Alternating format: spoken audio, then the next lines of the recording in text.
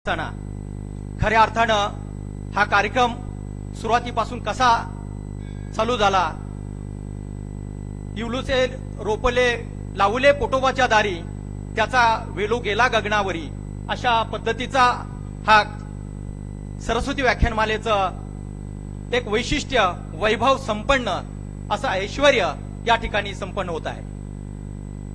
ताई, आपण या कार्यक्रमाला उपस्थिती लावून आम्हाला खऱ्या अर्थानं खूप मोठा आनंद झालेला आहे. मी ताईंना विनंती करतो की आपण या ठिकाणी या सरस्वती व्याख्यानमालेच्या माध्यमातून आम्हाला शुभेच्छा आणि आपलं मनोगत या ठिकाणी व्यक्त करावं, अशी मी तुम्हाला विनंती करतो.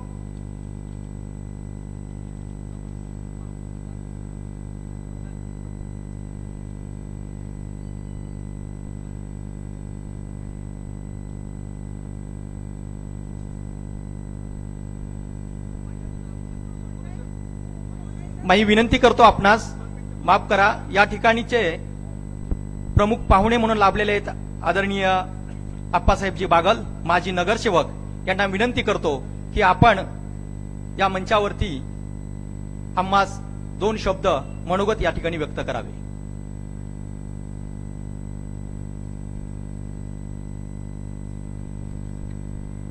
माईंचं उदार अंतकरण पिंपरी चिंचवड गेली 2.5 वर्षे अनुभवत आहेत आणि आपण देखील ह्या क्षणाला माईंचं जे अंतकरण आहे, उदार अंतकरण, ते आपल्याला अनुभवलेलं आहे. माझ्यासारख्या कार्यकर्त्याला वास्तविकता सभा सूत्र संध्यात काही नियम असतात. मी आप्पांची क्षमा मागून माईंनी मला आग्रह केला, परंतु मी अधिक वेळ घेऊ इच्छित नाही. नवरात्राच्या कालखंडामध्ये आपल्या महिलांच्या संदर्भामध्ये हा उत्सव आगळ्या वेगळ्या प्रकारचा ह्या ठिकाणी संपन्न होता असताना आपण माननीय आप्पांनी लक्ष्मणभाऊ जगताप यांना त्या कार्यक्रमाला आवर्जून बोलवलं, परंतु आप्पा तिकडे भाऊ आणि दादा ही दोन जोडी 30 लाखाचं शेअर आज सांभाळत आहे आणि नजदीकच्या कालखंडामध्ये निवडणुकीला आम्हाला सर्वांना सामोरं जायचं आहे. भाऊची प्रामाणिक इच्छा आहे. भाऊ म्हणजे माई आणि तुम्ही दोघे पुढे जा, मी शंकरलाही पाठवतो आणि मी येण्याचा प्रयत्न करतो. मी प्रथमतः दिलगिरी व्यक्त करतो आणि माईंनी जे उदार अंतकरण व्यक्त केलं ते सभागृहामध्ये सभा संचलन झाल्यानंतर माईंना देखील खूप कार्यक्रम आहेत. त्यांचा स्वतःचा वॉर्ड जवळजवळ 75,000चा वॉर्ड आहे, तिथे देखील अनेक कार्यक्रम आहेत. परंतु आपल्या सर्वोच्च प्रेम ते सगळं डोळ्यासमोर ठेवून माई या ठिकाणी आलेले आहेत. मी माईंचं आपल्या सर्वांच्या मनापासून स्वागत करतो. काय सांगू संतांच्या उपकारांमध्ये निरंतर जागा होती, काय त्यांचे द्यावे भावी उत्तराई ठेवितो पाहिजे जीव थोडा, एवढं या ठिकाणी संतांचं वाक्य मी उद्बोधित करून आपल्या सर्वांना मी आमच्या शहराच्या वतीने माझी शुभेच्छा देते. परंतु गेली अनेक वर्ष मी श्रोता म्हणून बाहेर या ठिकाणी श्रवण करण्याचं काम करतो. मागच्या वर्षी देखील 2 वर्ष आपण थोड्या या कार्यक्रमाला एकत्र येऊ शकलो नाही, परंतु पुन्हा एकदा जोमाने या ठिकाणी एकत्रित आलेलो आहे. आप्पांच्याबद्दल माळसकर आप्पा हे बिनबिंदीच्या शाळेचे कुलगुरू आहेत. आमच्यासारख्या कार्यकर्त्यांना मावळात आमचा व्यक्ती समाज भाऊच्या माध्यमातून येणं जाणं असं आप्पांकडे खूप चांगला वैचारिक शाब्दिक खजिना आहे. अनेक कार्यकर्ते ते घडवतात. व्यक्तीचा मी देखील रामकृष्ण मोरे साहेबांच्या नंतर मोहित झालो आप्पांच्या या सगळ्या वैचारिक बैठकीला. त्यांच्याबद्दल आमच्या पिंपरी चिंचवडकरांच्या सर्व युवकांच्या मनामध्ये एक आदराचं स्थान आहे, म्हणून त्यांना मी बिंदीच्या शाळेचे कुलगुरू म्हटलेलं आहे. मी आपल्या सर्वांमध्ये जास्त वेळ घेऊ इच्छित नाही. माईंना या ठिकाणी अधिकारवाणीने आपल्याला काही या ठिकाणी मनोगत व्यक्त करायचं आहे. पुन्हा एकदा मी माननीय डॉक्टर आचार्यांचं मनापासून की आपल्याबद्दल मला माहिती आहे की आपल्या घरातून किंवा आपल्या सुरुवातीपासून ही व्याख्यान मला या ठिकाणी 20 वर्ष पूर्ण करून 21व्या वर्षामध्ये पदार्पण करत आहे. त्यात आपला खूप सिंहाचा वाटा आहे आणि आपण जे रोपटं लावलं त्याला संवर्धन आणि त्याला वटवृक्ष करण्याचं काम आप्पांनी आपल्या सर्वांनी केलेलं आहे. पुन्हा एकदा मी व्यक्तीच्या लक्ष्मणभाऊ जगताप मित्र परिवाराच्या वतीने आपल्या सर्वांच्या या ठिकाणी मनापासून ऋण व्यक्त करतो. रामकृष्ण. धन्यवाद बागल साहेब, आपण आमच्या विनंतीला मान देऊन या ठिकाणी उपस्थित झालात. या ठिकाणी माननीय सौभाग्यवती उषाताई उर्फ माई ढोरे, पिंपरी चिंचवड महानगरपालिकेच्या महापौर, यांना विनंती करतो.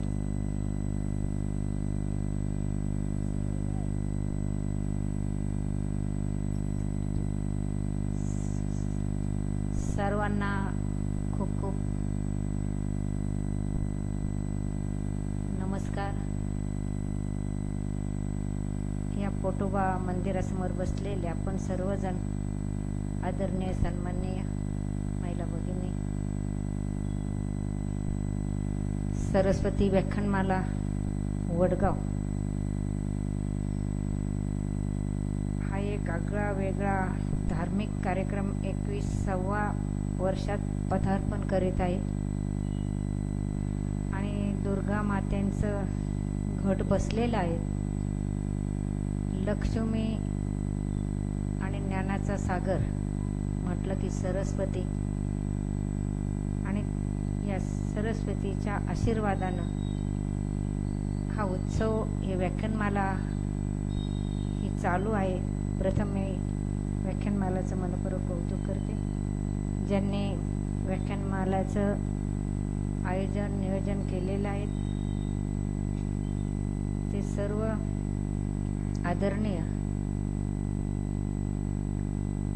आज 13/10/21 बुधवार आज ज्यांचं प्रमुख व्याख्यानमाला आहे ते असे माननीय सचिन मथुराम ढोबळे साहेब. या कार्यक्रमाला आवर्जून असलेले या भागातील ही कार्यकारिणी जे आहे त्यांचे अध्यक्ष शंकर नंदकुमार भोंडवे, कार्याध्यक्ष वैशालीताई प्रमोद म्हासळकर, कार्यक्रम प्रमुख श्रेया भवन भंडारी, उपाध्यक्ष मनोज शांताराम भांगरे, सचिव गिरीश नेमिचंद गुजराणी, खनिजदार ॲडव्होकेट अजित दत्तात्रय भोईले, सर्व सदस्य, सर्व संयोजन समिती, आदरणीय सर्व वडगाव प्रेमी, माझे ढोरे बंधू, सर्व भगिनी, सर्वांना नवरात्रीच्या मनपूर्वक शुभेच्छा देत असताना मनापासून आनंद होते. पोटोबा महाराज यांच्या कृपेने मावळ विचार मंच यांच्या वतीने सरस्वती व्याख्यानमालेचा या वैचारिक व्यासपीठाच्या 21व्या वर्षाच्या अमृतमय पर्वणीत मला सहभागी होता आले, याबद्दल मी आपली स्वतःलाच भाग्यवान समजते. प्रथमतः व्यक्ती समाजाच्या वतीने व पिंपरी चिंचवड महानगरपालिकेच्या वतीने आपले सर्वांचे प्रति आमदार लक्ष्मणभाऊ जगताप यांच्या वतीनं मनपूर्वक अभिनंदन करते. मावळ ही संत आणि वीरांची भूमी आहे. सद्गुरू श्री संत तुकाराम महाराज यांच्या अभंग निर्मितीचा आणि शुभांच्या मावळ्यांची भूमी.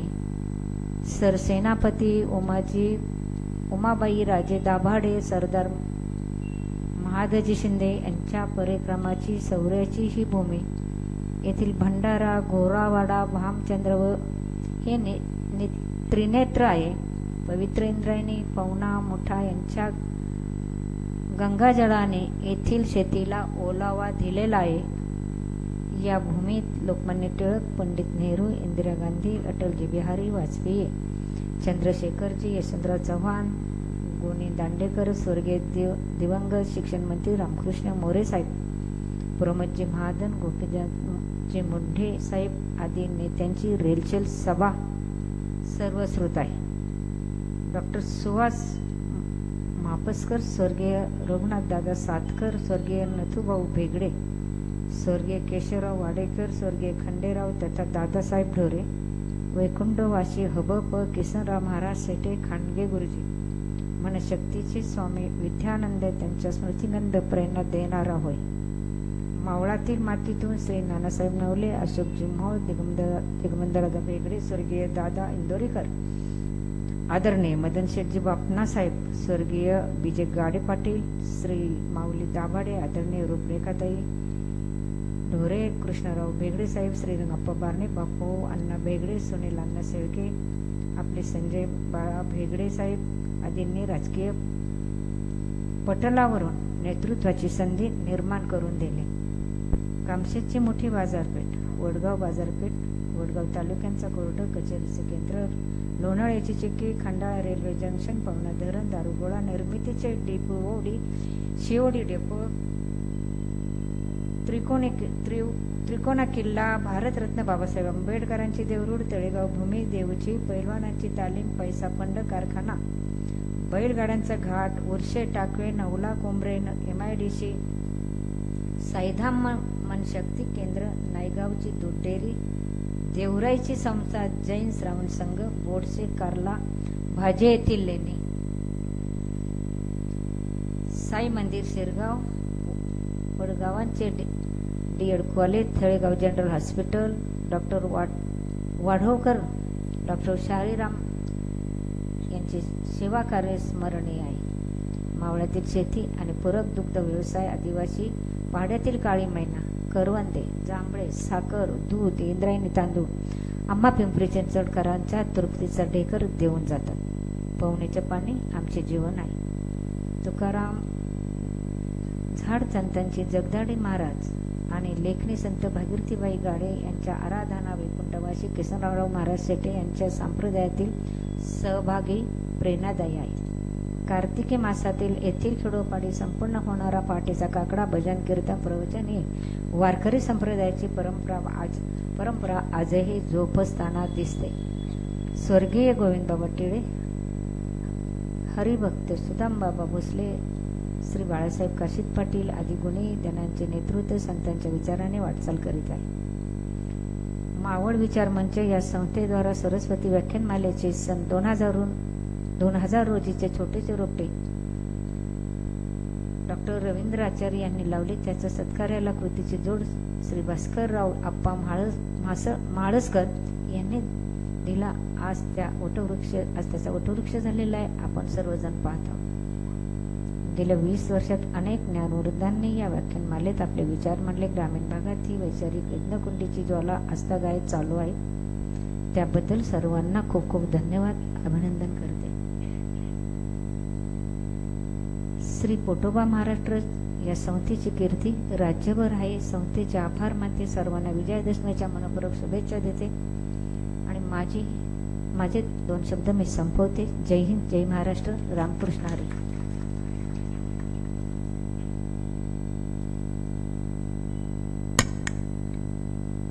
धन्यवाद ताई. आपण खरोखरच भाग्यवान आहात. अशा खंडातील नंबर 1 ची महानगरपालिका पिंपरी चिंचवड याचा निरपेक्ष निर्लस अशा वैभवशाली पुढे धर्मादायक अंतर्गातील सर्व रुग्णालयाला धर्मादाय हा शब्द नावात वापरणे बंधनकारक आले आहे. आरोग्यदूत आणि महाराष्ट्र सर्वात जास्त आरोग्य क्षेत्रात अग्रेसर असलेले पिंपरी चिंचवडचे एकमेव आमदार लक्ष्मणराव जगताप यांच्या प्रयत्नाला यश आल्याचे दिसून आले. पुण्यातील जवळजवळ 56 रुग्णालयाकडून अंमलबजावणी होणार. पुणे शहरातील Ruby Hall, Jehangir hospital, Poona hospital, Sancheti hospital सारख्या दीनानाथ मंगेशकर पर्यंत, आदित्य बिर्ला हॉस्पिटल पर्यंत ही सर्व हॉस्पिटल धर्मादाय एकतांच्या अंतर्गत कार्यान्वित झालेली आहेत. ही संकल्पना या रुग्णाच्या चकचकीतपणाकडे बघत घाबरत, मुळात ही सर्व मोठमोठी धर्मादाय रुग्णालये असून देखील पंचतारांकित रुग्णालयाकडे अनेकदा गरीब रुग्ण मागे फिरतात. या गोष्टीची जाणीव ठेवून आदरणीय आमदार लक्ष्मणराव जगताप यांनी वेळोवेळी विधानसभेमध्ये प्रश्न उपस्थित करून मुख्यमंत्र्यांना व धर्मादाय आयुक्तांना पत्रव्यवहार करून वेळोवेळी पाठपुरावा केला. शासनाला जागा आणून दिली. आज अखेर प्रयत्नाला यश आले. याचा फायदा संपूर्ण तमाम महाराष्ट्रातील गोरगरीब जनतेला निश्चितच झालेला आहे. उंच उंच चकचकीत रुग्णालय धर्मादायक यांची कल्पना अनेक रुग्णांना नसते. त्यामुळे अनेक रुग्ण सवलतीच्या दरातून तसेच मोफत उपचारापासून योजनेपासून वंचित राहतात. पुढील काळात असे होऊ नये म्हणून आता या धर्मादायक रुग्णालयाला त्यांच्या नावापुढे धर्मादाय हा शब्द लावणे बंधनकारक करण्यात आलेला आहे. त्यामुळे पुण्यातील 56 रुग्णालयातील धर्मादाय हा शब्द त्यांच्या नावापुढे लावणार हे निश्चित झालेले आहे. राज्यातील सर्व रुग्णालयांना आदेश लागू करण्यात आलेले आहेत. धर्मादाय शब्द लावण्याच्या बाबतीत निर्णय संपूर्ण राज्यासाठी अनिवार्य झालेला आहे. जवळजवळ 430 धर्मादाय रुग्णालय असून त्यातील 10% खाटा ह्या 80 लाख हजार वार्षिक उत्पन्न असलेल्या आर्थिक दुर्बलासाठी, तर आणखी 10% खाटा ह्या निर्धन 85,000 वार्षिक उत्पन्न असणाऱ्या रुग्णासाठी राखीव आहेत. आर्थिक दुर्बल रुग्णांना उपचारासाठी 50% सवलत, तर निर्धर रुग्णांना पूर्णपणे मोफत उपचार मिळण्यासाठी तरतूद उच्च न्यायालयाने 2003 मध्ये एका निकालाद्वारे केली असताना सुद्धा हा आदेश अंमलबजावणी कार्यान्वित झाली नव्हती. राज्यातील सर्व धर्मादाय रुग्णालयाला त्यांच्या नावापुढे धर्मादाय शब्द लावण्याचे निर्देश ताबडतोब कार्यान्वित करण्यात आलेले आहे. त्यामुळे सर्वसामान्याला ते रुग्णालय धर्मादाय आहे की नाही याची जाणीव होईल व कॉर्पोरेट वाटणाऱ्या धर्मादायी रुग्णालयात गरीब रुग्णांना, माझ्या गोरगरीब जनतेला निश्चित याचा लाभ होईल. आदरणीय आमदार लक्ष्मणराव जगताप यांना खूप खूप धन्यवाद, कारण या मंचावरती त्यांचा नाम उल्लेख होणं अतिशय महत्वाचा विषय. धन्यवाद मित्रांनो. आपण पुढील कार्यक्रमाकडे वळत असताना या कार्यक्रमाचे प्रमुख वक्ते प्राध्यापक आदरणीय सचिनजी मथुराम ढोबळे, विद्याव्यासंगी होत अध्ययनाच्या वाटेने आपण चालत आहात. आपला मार्ग आपण शोधला आहे. अंतःकरणाला पाझर फोडणारा असं छत्रपती संभाजी महाराज यांच्यावरती एक सुरेख, त्यांनी जवळजवळ 300 त्यांचे संभाषण आणि भाषण कार्यपद्धती त्यांनी अवलंबलेली आहे. स्वराज्य रक्षक धर्मवीर संभाजी महाराज यांचा जन्म याच जिल्ह्यात किल्ले पुरंदर 14 मे 1657. इतिहासात नोंद आहे. छत्रपती संभाजीराजे अत्यंत देखणे शूरवीर होते. लहानपणापासून संभाजी महाराजांनी राजकारणातील डावपेच आणि गनिमी कावा अगदी बराबर आत्मसात केला. छत्रपती संभाजी महाराजांना कोणत्याही मोहिमेमध्ये त्यांना कधीच अपयश आले नाही. छत्रपती संभाजी महाराजांना टक्कर देईल असा योद्धा तत्कालीन हिंदुस्थानामध्ये नव्हता. संभाजीराजे हे असामान्य व्यक्तिमत्व होते. अचाट धैर्य, अजोड पराक्रम, असामान्य शौर्य, प्रयत्नाची पराकाष्ठा, अनेक भाषावर प्रभुत्व, संस्कृत पंडित, धर्म अभिमानी, व्यासंगी, समाजकारण, राजकारण, अर्थकारण, धर्मकारण असं अनेक क्षेत्रामध्ये आपलं निर्विवाद वर्चस्व गाजवणाऱ्या राजे संभाजी महाराजांना मानाचा मुजरा. खळखळत्या उकळत्या रक्ताची या सरस्वती व्याख्यानमालेच्या सर्व कार्यकर्ते, बंधू भगिनी आणि श्रोतेच्या वतीने त्यांना मानाचा मुजरा. संभा मर सकता है लेकिन बेईमान नहीं हो सकता है. अशाच कार्यपद्धतीनं या 12 बलुतेदारांना एकत्र करून छत्रपतींनी जसं स्वराज्याचं तोरण बांधलं, तसंच या संस्थेचे संस्थापक अध्यक्ष आदरणीय भास्करराव उर्फ आप्पा माळसकर आणि कार्याध्यक्ष डॉक्टर रवींद्रजी आचार्य या सर्व टीमनी देखील सरस्वतीचं पूजन करून व्याख्यानमालेच्या जन्माला आली. त्यांचंही या कार्यक्रमाच्या माध्यमातून मी मनपूर्वक स्वागत करतो. आणि आदरणीय या कार्यक्रमाचे प्रमुख वक्ते प्राध्यापक सचिनजी मथुराम ढोबळे यांना विनंती करतो की आपलं या ठिकाणी मनोगत व्यक्त करावं.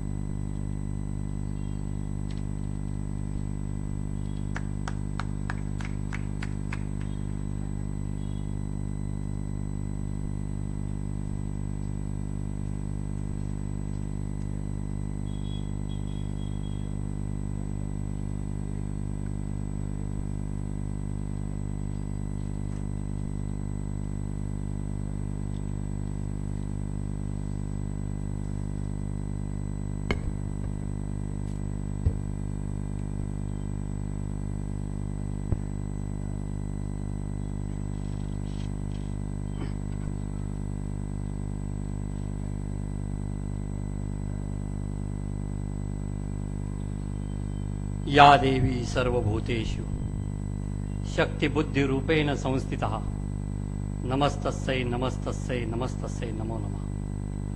शारदीय नवरात्रोत्सवाच्या निमित्तानं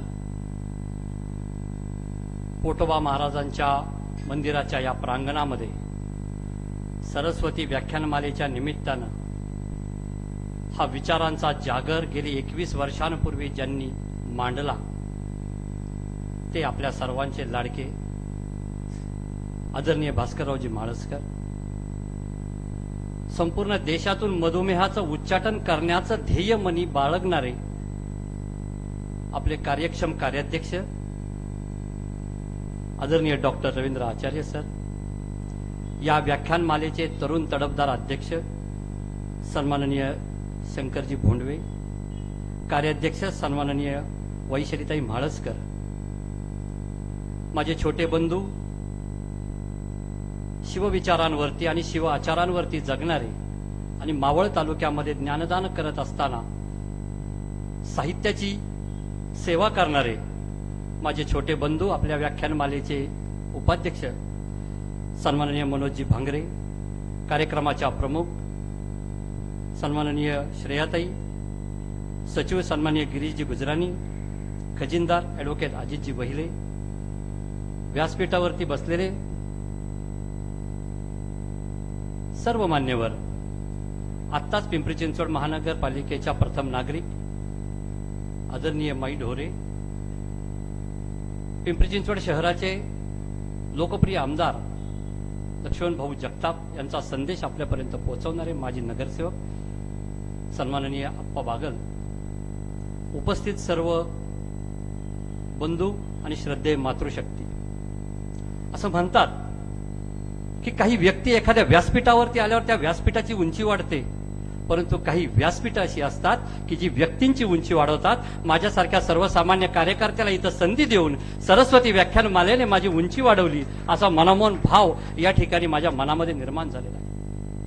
आजच्या विषयाला सुरुवात करताना अनेक मित्रांनी गेले अनेक दिवस मावळ तालुक्यातील या व्याख्यानमालेची चर्चा होत असताना चुकून असं वाचलेलं होतं की छत्रपती शिवाजी महाराज आणि राष्ट्रोद्धार.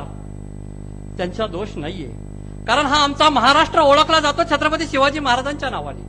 हा महाराष्ट्र कुणाचा? छत्रपती शिवाजी महाराजांचा. आणखी थोडं पुढे जाऊन सांगू, हा छत्रपती शिवाजी महाराजांचा महाराष्ट्र, आणखी फुले शाहू आंबेडकरांचा महाराष्ट्र, पुरोगामी विचारांचा महाराष्ट्र. अभिमानाने आम्ही त्याची गौरव गाथा गातो. परंतु माझ्यासारख्या सर्वसामान्य कार्यकर्त्याच्या मनामध्ये एक छोटीशी सल निर्माण होते. त्याचं कारण असं, छत्रपती शिवाजी महाराजांपासून निघालेली परंपरा फुले शाहू आंबेडकरांपर्यंत पोहोचते, परंतु त्या मालिकेमधली छोटीशी मधली एक कडी धर्मवीर छत्रपती संभाजी महाराजांची मात्र विसरली जाते. आणि त्याच संभाजी महाराजांची गाथा आपल्या समोर गाण्यासाठी या ठिकाणी उभा राहिलोय. या ठिकाणी आपण मला बोलवलं, मला मान सन्मान दिलात, त्याबद्दल मी व्यासपीठाचे या ठिकाणी पुन्हा एकदा मनपूर्वक आभार मानतो आणि मी माझ्या बोलण्याला सुरुवात करतो. मी जसं सांगितलं, छत्रपती शिवाजी महाराज युगनिर्माते होते. फुले शाहू आंबेडकरांनी महाराष्ट्राची भूमी विचारांनी, समतेच्या आणि ममतेच्या या विचारांनी नांगरली, परंतु मधल्या भागामध्ये छत्रपती संभाजी महाराजांवरती अन्याय अत्याचार नियतीने देखील केला, इतिहासकारांनी केला, त्यांनी केला, त्याचं वाईट वाटत नाही. छत्रपती शिवाजी महाराजांची लेकरं म्हणून घेणारे आम्ही, संभाजी महाराजांचे वारसदार म्हणून सांगणारे आम्ही देखील संभाजी महाराजांवरती अन्याय अत्याचार केला. तोच अन्याय अत्याचार धुवून काढण्याचं काम गेली 12 वर्ष छत्रपती संभाजी महाराजांचा विषय घेऊन शिवराज्य संघटना आणि शिववंदना चळवळीच्या माध्यमातून उभ्या महाराष्ट्रामध्ये पायाला भिंगरी बांधून फिरण्याचं काम करतोय. मित्रांनो, त्याचं कारण असं, छत्रपती शिवाजी महाराजांवरती अनेक आख्यानं गायली गेली, अनेक कथा मांडल्या गेल्या, अनेक लेखकांनी, अनेक नाटककारांनी, कवींनी शिवाजी महाराजांची महती गायली. त्यात दुमत नाही, ती गायलीच पाहिजे होती. परंतु छत्रपती संभाजी महाराजांना मात्र व्यसनी आणि व्यभिचारी ठरवून काही नाटककारांनी, काही इतिहासकारांनी जाणीवपूर्वक दुर्लक्षित केलं. परंतु आज वेळ आलेली आहे. आमचे गुरुवर्य आदरणीय वासिफ बेंद्रे सर असतील, डॉक्टर कमल गोखले असतील, सच्चिदानंद शेवडे असतील, या सगळ्यांनी हा दुर्लक्षित इतिहास समाजासमोर आणला. आमच्यासारख्या कार्यकर्त्यांनी हा इतिहास वाचायला सुरुवात केली. गेल्या काही वर्षांपूर्वी आपण सर्वांनी स्वराज्य रक्षक संभाजी मालिका पाहिली असेल. एकदा मालिका ती मी पाहिली नाही, परंतु एका घरामध्ये जाण्याचा योग आला होता आणि त्या घरामध्ये गेल्यानंतर त्या घरातली जी माऊली होती, ती माऊली सहज एक वाक्य बोलून गेली, शिवाजी महाराजांचा इतिहास राहिला बाजूला नाही, संभाजीच करायला लागलेत. याचं कारण असं, या छत्रपती संभाजी महाराजांचं कार्यकर्तृत्व आमच्यापर्यंत आलं नाही. मित्रांनो, या ठिकाणी तुलना छत्रपती शिवाजी महाराजांची आणि संभाजी महाराजांची होऊच शकत नाही. संभाजी महाराज हे शिवाजी महाराज एक वटवृक्ष होते, त्या वटवृक्षाखाली दुसरा वटवृक्ष मोठा होऊ शकत नाही, ही आमची आजपर्यंतची जी मनोधारणा होती. हिला जर सगळ्यात पहिल्यांदा छेद कोणी दिला असेल तर धर्मवीर छत्रपती संभाजी महाराजांनी दिला. ज्या विद्यापीठाने छत्रपती शिवाजी महाराज घडवले, त्याच विद्यापीठामध्ये मासाहेब जिजाऊंच्या हाताखाली धर्मवीर संभाजी महाराजांचं बालपण गेलं. त्या धर्मवीर संभाजी महाराजांना ज्या मासाहेबांनी जे संस्कार दिले, ते संस्कार छत्रपती संभाजी महाराजांनी पुढे केले. काय केलं होतं छत्रपती संभाजी महाराजांनी? असं जे संभाजी महाराज जन्माला आल्यानंतर पहिल्या 2 वर्षामध्ये आईच्या मायेला लांबची गोष्ट, आईच्या दुधाला सुद्धा पहिल्या 2 महिन्यामध्ये पारखं झालेलं ते लेकरू या कापूरहोळच्या धाराऊ गाडीने त्यांना दूध पाजलं आणि संभाजी महाराजांवरती राष्ट्रप्रेमाचा राष्ट्रभक्तीचा संस्कार तिथून सुरुवात झाला. आजकालच्या युगामध्ये वयाच्या 21व्या वर्षी निवडणुकीला उभं राहता येतं. राजकारणामध्ये प्रवेश करायचा असेल तर 21वं वर्ष लागतं. मतदानाचा अधिकार पाहिजे असेल तर 18वं वर्ष पूर्ण लागतं. परंतु आमच्या संभाजी महाराजांचा राजकारणात प्रवेश झाला वयाच्या 8व्या वर्षी. वयाच्या 8 वर्षाचं असताना असं काय घडलं होतं?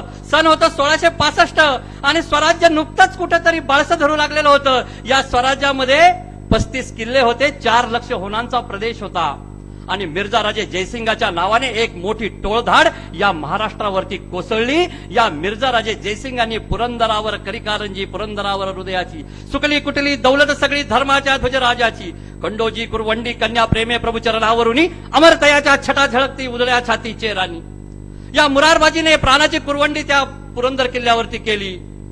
डोळ्यासमोर होत असलेला रक्तपात शिवाजी महाराजांना पाहावला नाही आणि शिवाजी महाराजांनी मिर्झा राजांना अट घातली. थांबवा, थांबवा, हा रक्तपात थांबवा. माझ्या मराठ्यांचं रक्त असं वाया जातंय हे मी माझ्या उघड्या डोळ्याने पाहू शकत नाही. सांगा, सांगा काय हवंय तुम्हाला? आणि कडाडले मिर्झा राजे जयसिंग, बिनशर्त शरणागती. होय, बिनशर्त शरणागती. मासाहेब जिजाऊंनी आणि शहाजीराजांनी पाहिलेलं स्वराज्याचं स्वप्न, सन 1645 साली रायरेश्वराच्या मंदिरात घेतलेली शपथ, तोरणा किल्ला असेल, पुरंदर किल्ला असेल, बांधलेला राजगड किल्ला असेल, या किल्ल्यांवरती घडलेल्या सगळ्या लढायांचं डोळ्यासमोरून सगळं चित्र शिवाजी महाराजांच्या गेलं. आता काय होणार? आणि शिवाजी महाराजांमधला राजकारणी, शिवाजी महाराजांमधला मुत्सद्दी राजकारणी जागृत झाला आणि बिनशर्त शरणागती पत्करायला लावणाऱ्या मिर्झा राजे जयसिंगाशी तहाची बोलणी सुरू झाली. मिर्झा राजे ऐकेनात, सगळेच्या सगळे किल्ले द्या आणि औरंगजेबाचे मनसबदार, औरंगजेबाचे मांडलिक म्हणून तुम्ही काम करा, अशी पहिली आणि शेवटची अट मिर्झा राजेंनी टाकली. परंतु दरबारी राजकारणामध्ये हातखंडा असणाऱ्या छत्रपती शिवाजी महाराजांनी तहाच्या बोलण्यांमध्ये काय घडून घेतलं? एकूण किल्ले होते 35. त्या 35 किल्ल्यांपैकी 23 किल्ले औरंगजेबाला द्यायचं ठरलं. 4 लक्ष होणांचा प्रदेश होता. 1 लक्ष होणांचा प्रदेश शिवरायांकडे ठेवून 3 लक्ष होणांचा प्रदेश मिर्झा राजे जयसिंग म्हणजेच औरंगजेबाला द्यायचं ठरलं. पुढची सगळ्यात महत्वाची अट काय होती? तर शिवाजी महाराजांनी मोगलांचा मनसबदार व्हायचं. वयाच्या 9व्या वर्षी शिवाजी महाराज बंगळुराला गेलेले होते. शहाजी राजे त्यावेळी आदिलशहाच्या दरबारामध्ये फार मोठा मान मारातब शहाजी राजांना होता. फर्जंद असा किताब खासा आदिलशहाने शहाजी राजांना दिला होता. वयाच्या 9व्या वर्षी त्या आदिलशहाच्या सल्तनतीमध्ये जाऊन शिवाजी महाराजांना राजकारणाचे धडे शहाजी राजांनी दिले होते आणि तसेच धडे वयाच्या 8व्या वर्षी संभाजी महाराजांना देण्यासाठी शिवाजी महाराजांनी संभाजी महाराजांच्या बोटाला धरलं आणि मिर्झा राजे जयसिंगांसोबत तहाला बसवलं. तहाची बोलणी झाली.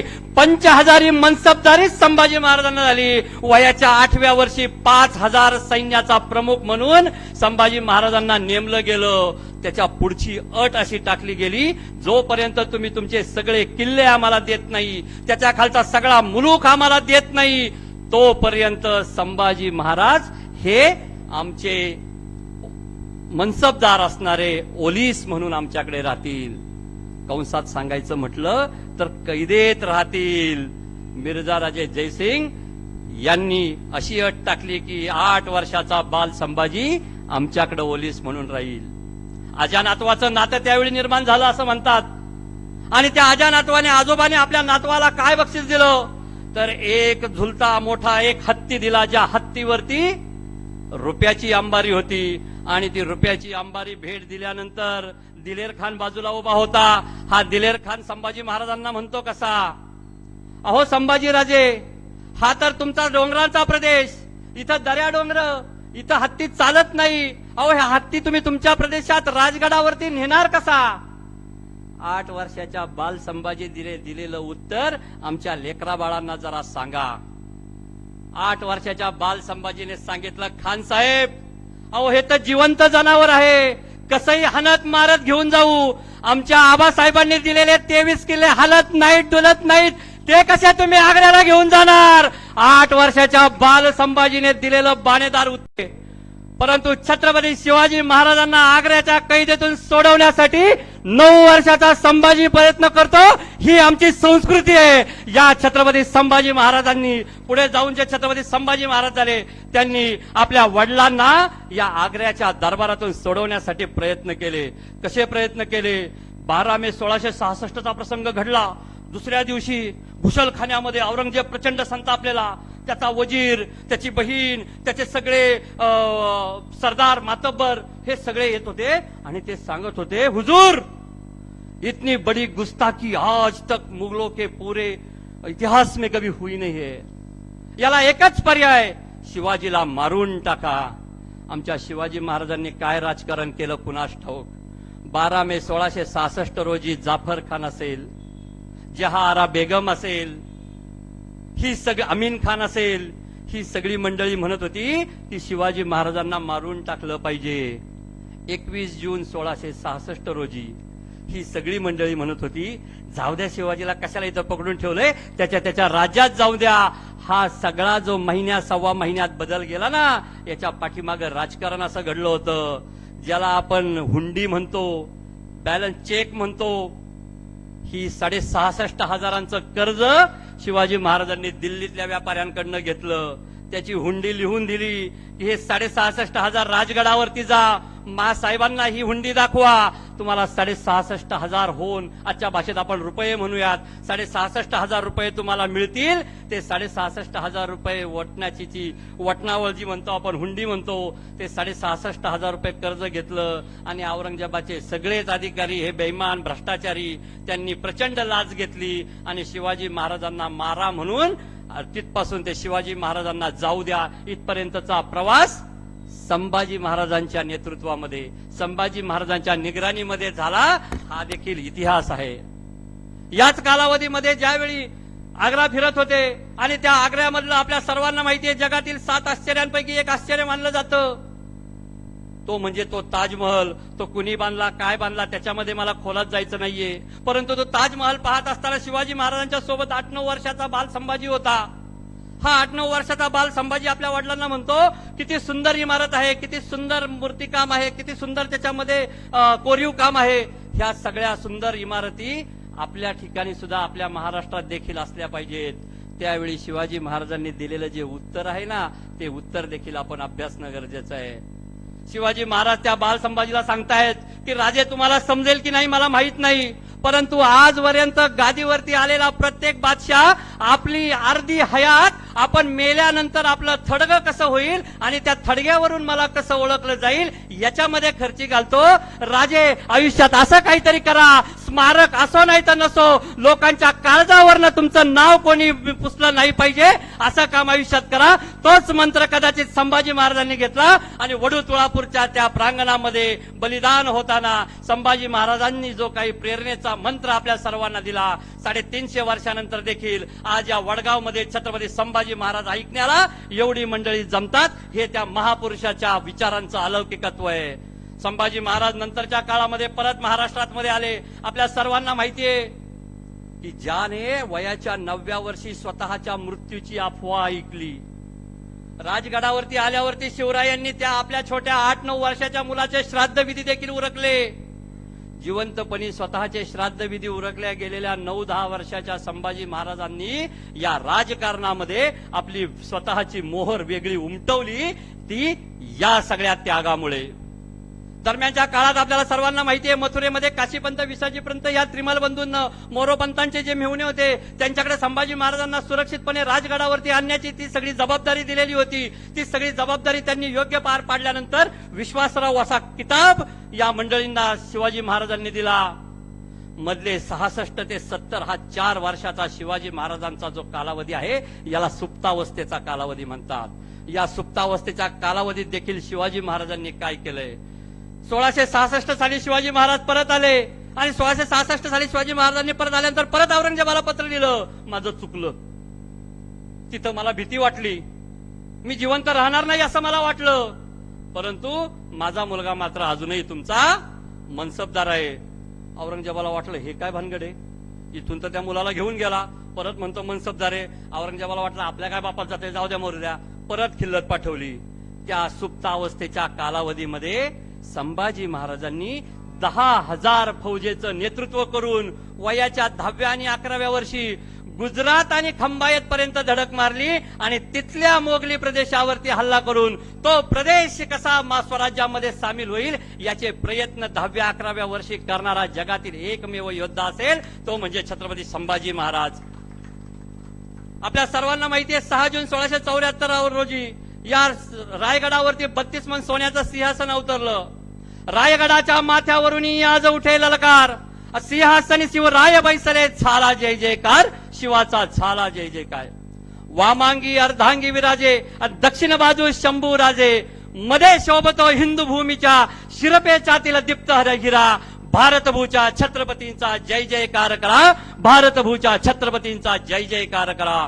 छत्रपती शिवाजी महाराज अभिषिक्त सम्राट झाले आणि समस्त महाराष्ट्रातल्या नवे हिंदुस्थानातील आया बहिणींची आबरू 32 मन सोन्याच्या सिंहासनावरती नेऊन बसवण्याचं काम शिवाजी महाराजांनी केलं. त्या छत्रपती शिवाजी महाराजांच्या बाजूला बसलेले होते अभिषिक्त युवराज संभाजीराजे. या अभिषिक्त युवराज संभाजीराजांचा अभ्यासक्रम, त्यावेळेचं शिक्षण हे सगळं सुरू होतं. वेदाभ्यास सुरू होता, संस्कृतचा अभ्यास सुरू होता, पालीचा अभ्यास सुरू होता, अरबीचा अभ्यास सुरू होता, फारसीचा अभ्यास सुरू होता.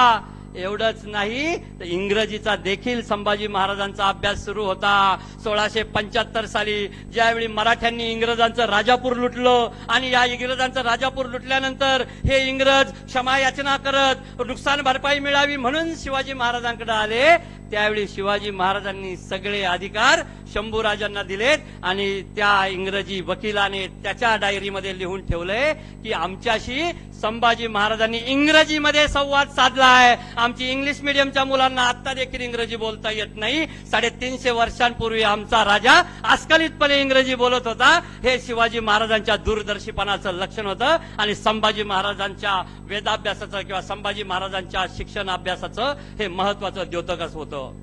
नंतरच्या काळामध्ये आपल्या सर्वांना माहितीये की शिवाजी महाराज दक्षिण दिग्विजयाला गेले आणि सगळ्यांना इथून संभाजी महाराजांच्या चरित्रावरती प्रश्नचिन्ह निर्माण करायला सुरुवात होते. इथपर्यंत सगळं आलवेल असतं. 6 जून 1674 पर्यंत सगळं आलवेल आहे आणि इथून पुढे मात्र संभाजी महाराजांच्या चरित्रामध्ये काही नको त्या गोष्टी घुसडायला सुरुवात होते. त्याचं कारण काय आहे हे सुद्धा पुढे जाताना मी आपल्या सर्वांना सांगणार आहे. 6 जून 1674 नंतर संभाजी महाराजांना शिवाजी महाराजांनी कोणती कामगिरी दिली आहे? संभाजी महाराजांना कामगिरी दिली आहे दक्षिण दिग्विजयाची. शिवाजी महाराज आपल्या सर्वांना माहिती आहे दक्षिण दिग्विजयाला निघालेले होते, परंतु त्याच्या अगोदर जणू काही दक्षिणेची रेकी करण्याची, दक्षिण भूमी पाहण्याची, गोवळकोंडा आणि भाग्यनगरची 2 जुळी शहरं संभाजी महाराजांनी लुटून ती पुन्हा स्वराज्यामध्ये आणली आणि पन्हाळा आणि प्रभावळीचा सुभेदार संभाजी महाराजांना केलं गेलंय. संभाजी महाराजांनी आधी संपूर्ण रचना दक्षिण भारतातली पाहिली आणि मग शिवाजी महाराज दक्षिण दिग्विजयाला गेले. आपल्या सर्वांना माहितीये चंदी जिंजी पर्यंत शिवाजी महाराजांनी दक्षिण दिग्विजय केला. या मधल्या 1.5 वर्षामध्ये काहीतरी संभाजी महाराजांच्या चरित्रामध्ये असं घडलं की संभाजी महाराजांच्या चरित्रावरती प्रश्नचिन्ह निर्माण झालं.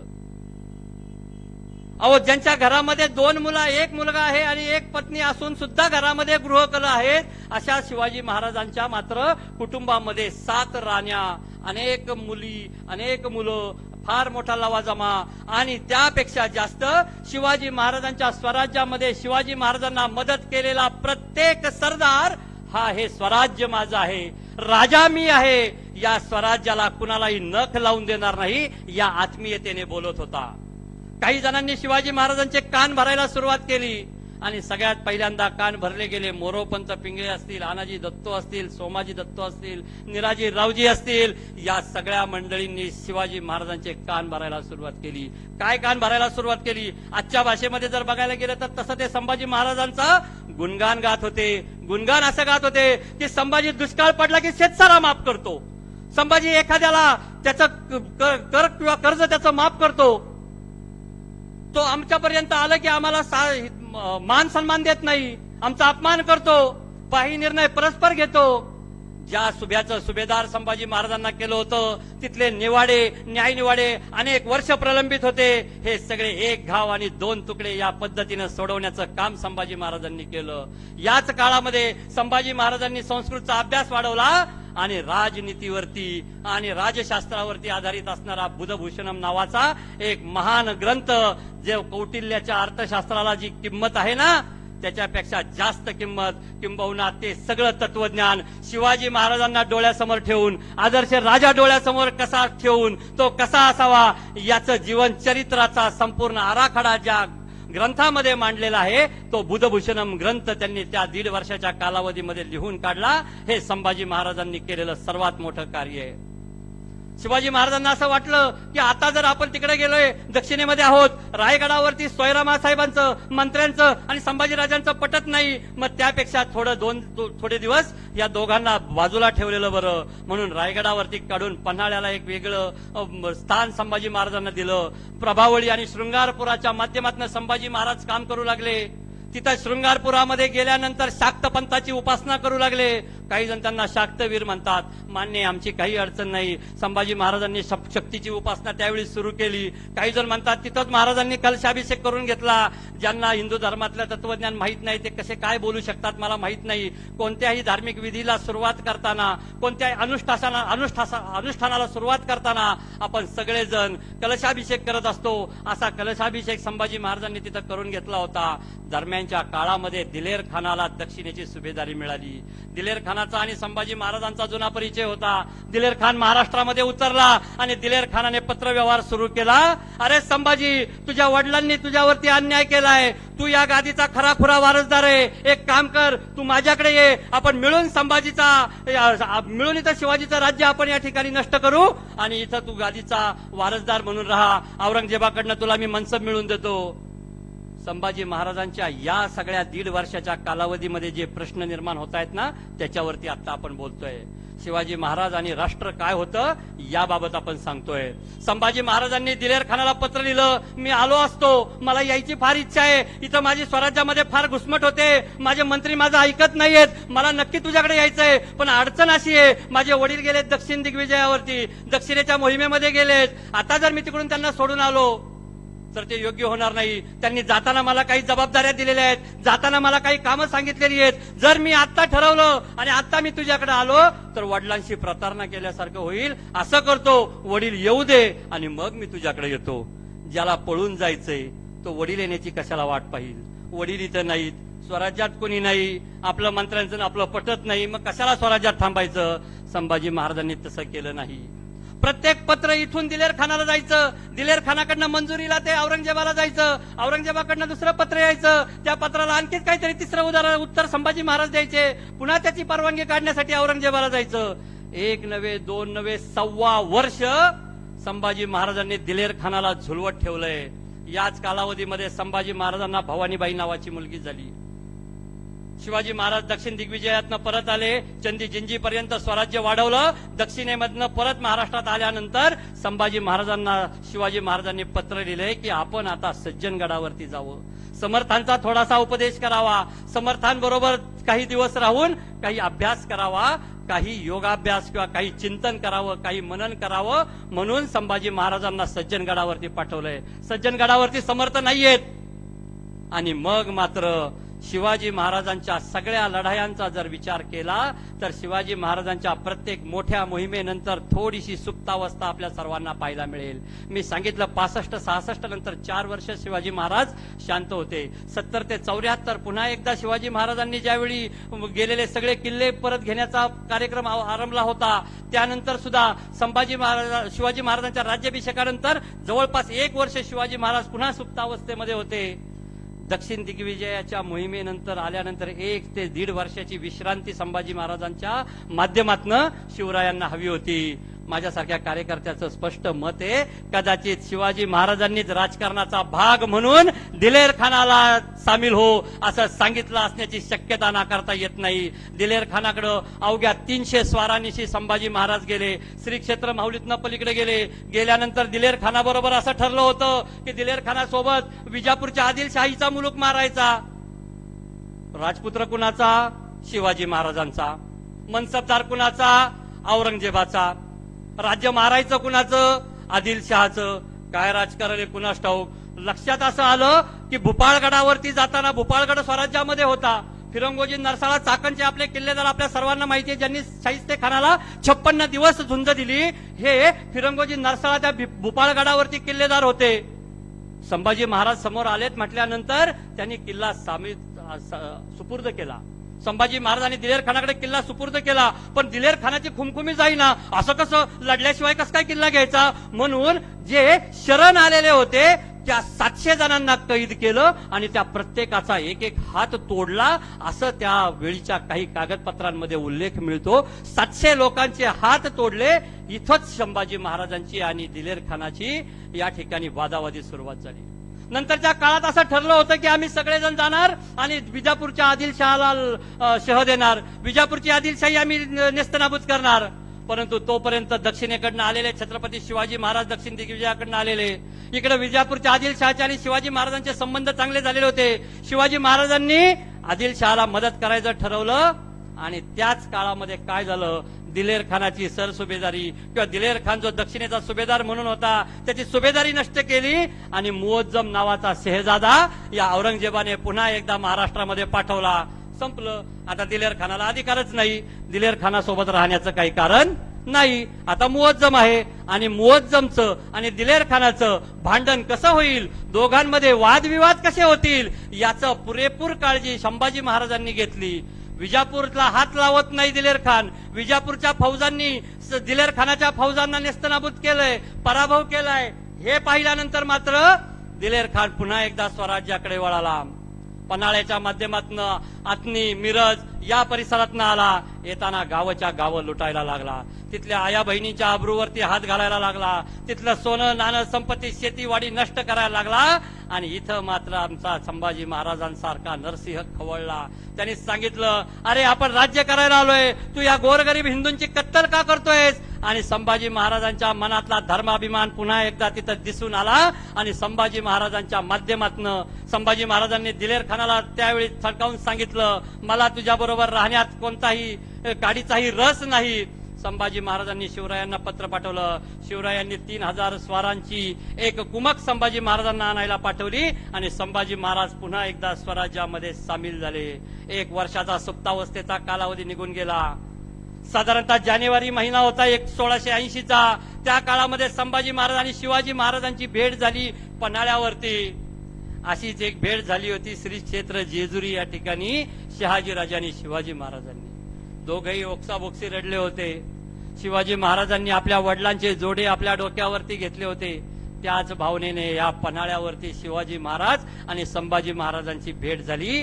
त्या भेटीमध्ये काय घडलं याचा इतिहास मात्र कुठेही लिहिला गेला नाही. माझ्यासारखा सर्वसामान्य अभ्यासक किंवा माझ्यासारखा सर्वसामान्य कार्यकर्ता असा विचार करतो की संभाजी महाराज आणि शिवाजी महाराजांचं बोलणं काय झालं असेल. बोलणं असं झालं असेल, लेकरा आता आपण दक्षिण दिग्विजय केलाय, आपण साल्ले राहिवंतापासून चंदीचिंजी पर्यंत मजल मारली, संपूर्ण दक्षिण भारत आता आपला झालाय, गड्या तयार हो, आता आपल्याला दिल्लीचं तख्त फोडायचंय. आणि दिल्लीचा तख्त फोडण्याचा मनसुबा शिवाजी महाराज आणि संभाजी महाराजांनी लिहिला असेल. हे कशावरून हे मी तुम्हाला पुढे सांगणार आहे. आपल्या सर्वांना माहिती आहे 3 एप्रिल 1680चा तो काळा दिवस उजाडला आणि हा स्वातंत्र्य सूर्य भर दुपारचा मावळून गेला. छत्रपती शिवाजी महाराजांचं देहावसान झालं. त्यावेळी संभाजी महाराज पन्हाळ किल्ल्यावरती होते. काही मंत्र्यांनी ही बातमी संभाजी महाराजांपर्यंत पोहोचू दिली नाही. काही मंत्री तर थेट संभाजी महाराजांना अटक करण्यासाठी, कैद करण्यासाठी पन्हाळ्याला निघाले. परंतु हंबीरराव मोहिते यांनी मात्र ऐनवेळी संभाजी महाराजांची साथ दिली आणि पुन्हा एकदा संभाजी महाराजांना रायगडाच्या सिंहासनावरती अभिषिक्त करण्याचं काम केलं. संभाजी महाराजांनी सगळ्यांवरती आरोपाची चौकशी केली आणि सर्वांना जरी दोषी असतील तरी पुन्हा एकदा स्वराज्यामध्ये त्यांचं असलेलं योगदान या लक्षात घेऊन त्यांनी सर्वांना पुन्हा सोडून दिलं. दरम्यानच्या काळामध्ये काय घडलं होतं सांगतो. सन होतं 1677-1678. औरंगजेबाने दिल्लीवरती जिझिया कर लावलेला होता. हा जिझिया कर म्हणजे काय तर असं म्हटलं जातं, दिल्लीच्या गादीवरती येणारा प्रत्येक बादशाह इस्लामचा बंदा असतो. त्याच्या प्रत्येकाची निष्ठा त्या इराणच्या बादशहाची खलिफापाशी असते आणि त्या प्रत्येक खलिफाला ज्यावेळी त्यांना हिशेब द्यायचा असतो तो हिशेब असा द्यायचा असतो की किती काफरांना मी त्यांच्या धर्मातून इस्लाम मध्ये आणलं, किती भूमी मी इस्लामची केली, किती भूमी मी दारुल हरब आणि दारुल इस्लामची केली, हे दाखवावं लागतं. स्वतःला फार मोठा सुफी संत म्हणवणारा, टोप्या विकून स्वतःची गुजराण करणारा, अल्लाची माळ जप करणारा हा औरंगजेब प्रचंड धर्मांध होता. त्यांनी 1677 साली समस्त हिंदू समाजावरती जिजिया कर लावला होता आणि या जिजिया कराने तरी काही आमच्या तत्कालीन राजपुतांना थोडीशी जाग आली आणि त्यांनी औरंगजेबाविरुद्ध बंड करायचं ठरवलं. अशावरच ज्या जशवंत सिंहाचा उल्लेख मी मगाशी केला, त्या जशवंत सिंहाचं निधन झालं आणि जशवंत सिंहाचं निधन झाल्यानंतर हा सत्ता लोलूप असणारा औरंगजेब यांनी पुन्हा एकदा त्या जशवंत सिंहाची गादी हडपण्याचं काम केलं. तिथले सगळे राजपूत पेटून उठले. 1678 साली या राजपुतान्यामध्ये खाशा औरंगजेबाला उतरावं लागलं. दुर्गादास राठोड असेल, दुर्जनसिंग हाडा असेल, या सगळ्यांनी त्या ठिकाणी प्रचंड प्रमाणात उठाव केला. परंतु औरंगजेब मैदानी लढाईमध्ये किंवा युद्धामध्ये कधी जिंकणाराच नव्हता. त्याच्याकडे तेवढा पराक्रमच नव्हता. त्याने त्याचं नेहमीचं अस्त्र बाहेर काढलं, ते म्हणजे फुटीचं अस्त्र, लाचेचं अस्त्र, फितुरीचं अस्त्र आणि अनेक राजपूत सरदारांना फितवलं आणि 1680-81 साली या औरंगजेबाने तिथलं राजपुतांचं बंड मोडून काढलं. पण त्याच वेळी याच औरंगजेबाचा राजपुत्र अकबर हा अकबर बंड करून उठला, ज्याला दुर्गादास राठोडाने मदत केली आणि हा दुर्गादास राठोड आणि अकबर महाराष्ट्रामध्ये यायला निघाला आणि महाराष्ट्रामध्ये आल्यानंतर त्याला असं वाटलं की संभाजी महाराज आपल्याला सहाय्य देतील, संभाजी महाराज आपल्याला आश्रय देतील. अष्टविनायकांपैकी पालीचा गणपती आपल्या सर्वांना माहितीये, त्याच्या शेजारी असणारा सुधागड आपल्या सर्वांना माहितीये. या सुधागडाच्या पायथ्याशी त्या अकबराला आणि त्याच्या दुर्गादास राठोडाला संभाजी महाराजांनी आश्रय दिला.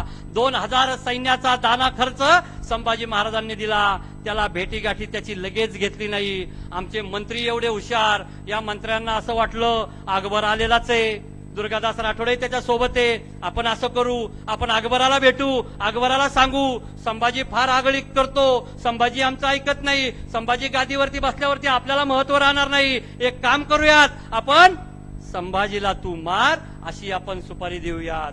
असं सुपारी द्यायला गेले कुणाकडं? अकबराकडं. अकबर त्याच्यामध्ये चांगला निघाला. अकबराच्या लक्षात आलं, अरे हे सगळे मंत्री म्हणतायत की तू संभाजीला मारायला आम्हाला मदत कर, राजाराम महाराजांना गादीवर बसून आम्ही तुला दिल्ली जिंकण्यासाठी मदत करतो. काय मनात आलं कुणास ठाऊक, त्या दुर्गादास राठोडने तेच सांगितलं संभाजी महाराजांना, ए बाबा तुझे मंत्री माझ्याकडे आले होते आणि ते तुला मारायला पटपलेले आहेत. मग मात्र संभाजी महाराजांच्या संयमाचा बांध फुटला आणि संभाजी महाराजांनी त्या सगळ्या दोषी मंत्र्यांना हत्तीच्या पायी चिरडलं. हा इतिहास आपल्या सर्वांना माहिती आहे. याच दुर्गादास राठोड बरोबर घडलेला एक छोटासा किस्सा आपल्या सर्वांना माहित असेल. संभाजी महाराज आणि दुर्गादास राठोड आणि अकबराची ज्यावेळी भेट झाली त्यावेळी संभाजी महाराजांनी आपल्याकडे असलेला एक पवळ्याचा कंठा हा या अकबराला दिला होता आणि ह्या अकबराने तो पवळ्याचा कंठा एका नाचणारीला, एका गणिकेला दिला, एका कलावंतिनीला दिला आणि ते संभाजी महाराजांना कळाल्यावरती संभाजी महाराजांनी दुर्गादास आणि अकबराबरोबर असणारे मैत्रीचे संबंध तोडण्याची भाषा केली. फक्त एखाद्या कलावंतिनीला पवळ्याचा कंठा दिल्यावरती नाराज होणारे संभाजी महाराज त्यांच्यावरती समाज कसा व्यभिचाराचे प्रश्न उभे करू शकतो हा माझ्यासारख्या कार्यकर्त्याच्या मनाला पडलेला प्रश्न आहे. संभाजी महाराज कधीच व्यभिचारी नव्हते. संभाजी महाराजांना वेळच मिळाला नाही. अहो छत्रपती शिवाजी महाराजांना 6 वर्षाचं राज्य मिळालं, संभाजी महाराजांना अवघं 9 वर्षाचं राज्य मिळालं. या 9 वर्षाच्या राज्यकारभारामध्ये संभाजी महाराजांवरती चहूबाजूनी आक्रमण झाली होती. खासा औरंगजेब दिल्लीतनं उतरला होता. गोवळकोंड्याचा कुतुबशाह असेल, विजापूरचा आदिलशाह असेल आणि आमच्या या समुद्राला चिटकलेल्या जळवा डच, इंग्रज, फ्रेंच, पोर्तुगीज असतील, यांनी सगळ्यांनी शिवाजी महाराजांच्या या छाव्यावरती चहूबाजूनी आक्रमण केलं होतं. प्रत्येकाला पुरवून उरणारे संभाजी महाराज होते. सिद्धीचा बंदोबस्त करायला निघाले होते. सिद्धीचा बंदोबस्त का करायचा होता? का आम्ही संभाजी महाराजांना धर्मवीर म्हणतो? त्याचं कारण असं, हा सिद्धी यायचा या कोकणातील आमच्या खाडीच्या या किनारपट्टीवरील आमच्या माता भगिनींना पळवायचा. त्यांचे ओठ शिवायचा आणि अरबस्थानामध्ये गुलाम म्हणून आमच्या त्या माता भगिनींना विकायचा, हे ज्यावेळी संभाजी महाराजांना कळलं त्यावेळी त्या माता भगिनीच्या आबरूचं रक्षण करण्यासाठी संभाजी महाराजांनी सिद्धीवरती आक्रमण केलं. एक नाही, दोन नाही, 800 वार रुंद, 800 वार लांब आणि 30 वार रुंद. आजच्या भाषेत थोडक्यात सांगायचं म्हटलं 800 मीटर लांब आणि 30 मीटर रुंद असा झुलता पूल, तरंगता पूल, जसा प्रभू रामचंद्रांनी अयोध्येवरनं लंकेला जाताना ज्यावेळी रामसेतू बांधला, तसा रामसेतू संभाजी महाराजांनी या जिंजीच्या या सिद्धीला नामोहरम करण्यासाठी बांधला. काही कालावधी त्या ठिकाणी हसन अलीची स्वारी या कल्याण भिवंडीवरती झाली. संभाजी महाराजांनी ती मोहीम तिथल्या सगळ्या त्या कारभाऱ्यांच्या हातामध्ये दिली आणि संभाजी महाराज पुढे आले. आपल्या सर्वांना माहित असेल की पोर्तुगीजांचं महत्वाचं ठाणं होतं गोवा, आणि या पोर्तुगीजांनी आगळी करायला सुरुवात केली होती. कशी आगळी करायला सुरुवात केली होती? हे सुद्धा राज्यामध्ये घुसायचे. त्यांचे ते सगळे जे कोणी धर्मप्रसारक होते ते गावांमध्ये यायचे, काहीतरी पाणी प्यायला द्यायचे आणि आता तुम्ही ख्रिस्त झालात असं म्हणून धर्मांतरण करायला लावायचे. या धर्मांतरावरती उत्तर शोधण्यासाठी संभाजी महाराजांनी गोव्यावरती आक्रमण करायचं ठरवलं. गोव्याच्या आणि स्वराज्याच्या सरहद्दीवरती किल्ला होता फोंडा. या फोंडा किल्ल्यावरती होते येसाजी कंक आणि त्यांचा मुलगा कृष्णाजी कंक.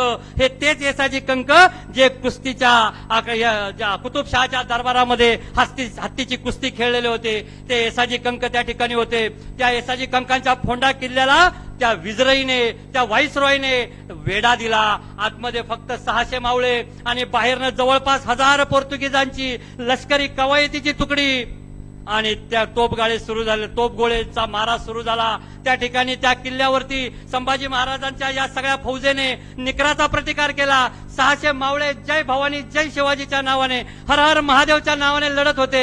आणि काय झालं कुणास ठाऊक, 1 दिवस 2 दिवस गेले, 9 दिवस ती लढाई चालली. आता कुमक संपायला लागली, किल्ल्यातली रसद संपायला लागली, आता कोणी जगणार नाही. शेवटचा निकराचा लढा 9 नोव्हेंबर 1683 रोजी द्यायचा ठरला आणि त्याच लढ्याला सगळेजण तयार होते. आता आपण कोणीही वाचणार नाही. त्या 600 पैकी जवळपास अर्ध्यापेक्षा जास्त मावळे मरून गेले होते. बाहेर मात्र पोर्तुगीज विजयी अजूनच चेव फुटलेला होता. त्याला माहित होतं आज किल्ला पडणार. काही झालं तरी संभाजी महाराजांच्या या सैन्याला, संभाजी महाराजांच्या या किल्ल्याला आपण नेस्तनाबूत करायचं. येसाजी कंक, कृष्णाजी कंक दोन्ही हातामध्ये तलवारी घेऊन, डोळ्यातून आग ओतून त्या तटावरती उभे राहिले. चेवून आपल्या गोलंदाजांना, त्या तोफाकारांना सगळ्यांना सांगत होते, मारा, तोफांचा भडीमार करा. तोफांचा भडीमार होत होता.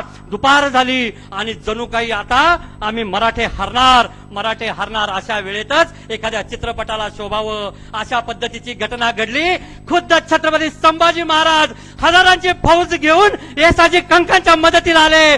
घनघोर लढाई झाली आणि पोर्तुगीजाचा व्हाईसरॉय हा दऱ्याखोऱ्यांमध्ये पळून गेला. या संभाजी महाराजांनी या येसाजी कंक आणि कृष्णाजी कंकाला त्या ठिकाणी सहाय्य दिलं. असा प्रजाहित दक्ष, आपल्या मावळ्यांची मदत करणारा, मावळ्यांचं मन जाणणारा राजा होता.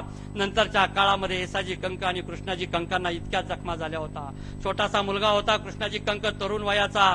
त्या तरुण वयाच्या मुलाच्या जखमा फुटून तो कृष्णाजी कंक त्या ठिकाणी मरण पावला.